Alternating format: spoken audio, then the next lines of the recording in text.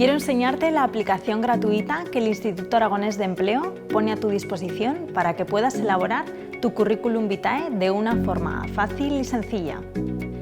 El currículum es la herramienta de venta personal de quien aspira a superar un proceso de selección. Te ofrecemos la posibilidad de diseñar tu currículum vitae o tu currículum vitae por competencias de forma fácil y sencilla.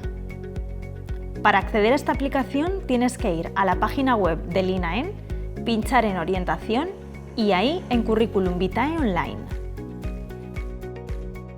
Irás encontrando vídeos explicativos, consejos y recomendaciones sobre aspectos en el diseño y contenido, tanto imprescindible como que debes evitar. También cuentas con un asistente de ayuda.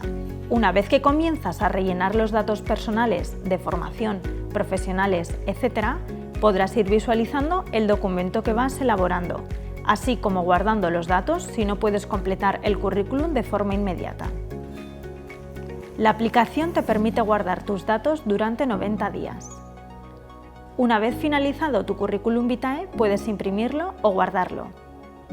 Recuerda, sigue las instrucciones, encontrarás asistentes y ayudas en todos los campos.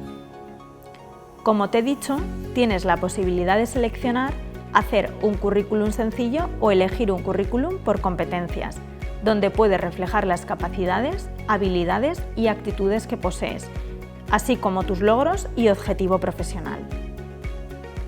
En ambas opciones te ofrecemos 5 plantillas diferentes y a partir de ahí te generas tu currículum en PDF o Word.